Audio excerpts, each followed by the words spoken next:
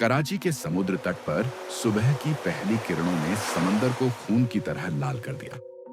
मछुआरा जावेद अपनी नाव मेहरां को किनारे पर लगा ही रहा था कि उसकी नजर एक अजीब सी काली जहाज पर पड़ी, जो बिना किसी इंजन या क्रू के लहरों से टकराता हुआ किनारे से जा टकराया।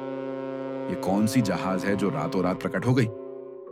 जावेद ने अपने साथी सलीम से पूछा, जो डर के मारे कांप रहा था। भाई, ये ब्लैक शिप है। बुजुर्ग कहते हैं कि ये जहाज हर 40 साल बाद सामने आता है और जिसने भी इस पर कदम रखा वो कभी लौटकर नहीं आया।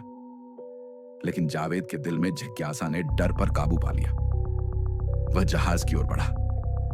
जहाज का नाम MV डेलोन बोर्ड पर लिखा था, लेकिन उसका रंग इतना पुराना लग रहा था जैसे ये सदियों से समुद्र में भटक रहा हो। जैसे ही जावेद जहाज पर चढ़ा, उसे एक अजीब सी बदबू ने घेर लिया। सड़े हुए मांस और खारे पानी की मिलीजुली गंध। डेक पर खाली कपड़ों के ढेर पड़े थे, जैसे किसी ने इंसानों को गायब कर दिया हो और सिर्फ उनके कपड़े छोड़ दिए हों। खाने के कमरे में एक पुराना रेडियो अपने आप बज रहा था, जो बार बार एक ही वाक्य दोहरा रहा था, वे आ रहे हैं, वे आ रहे हैं। जब जावेद ने रेडियो उठाया तो उसके हाथों पर काले काले धब्बे उभर आए, जो पानी की तरह उसकी त्वचा में समा गए। उसी पल उसने समुद्र की ओर देखा। एक औरत पानी की सतह पर खड़ी थी, जिसके बाल लंबे और आंखें पूरी तरह काली थीं। जावेद घर लौटा, लेकिन उसकी आंखों के नीचे गहरे काले घेरे बन चुके थे। अगली सुबह गांव का पहला बच्चा गायब हो गया, फिर दूसरा, तीसरा।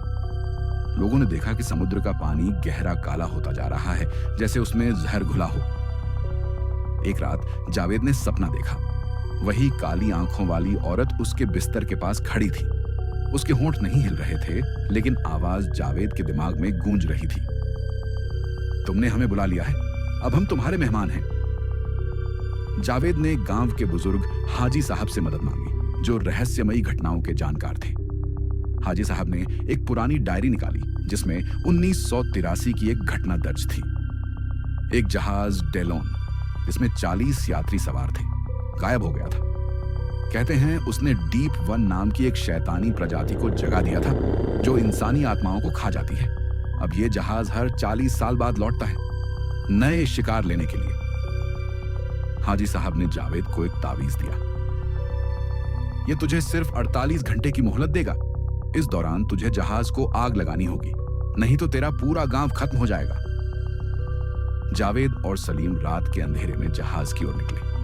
जहाज के तहखाने से चिपचिपी आवाजें आ रही थीं। नीचे उतरते ही उन्होंने देखा एक विशाल गुफा, जिसमें डीप वन की राक्षसी प्रजातियां, आधे इंसान आधी मछली जैसे जीव उनका इंतजार कर रहे थे। सलीम चीखा, ये तो हमारे गायब हुए लोग हैं।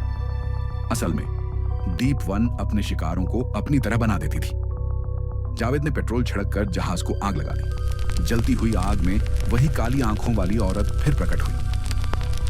तुम हमें नहीं मार सकते, हम हमेशा पानी में जिंदा रहेंगे।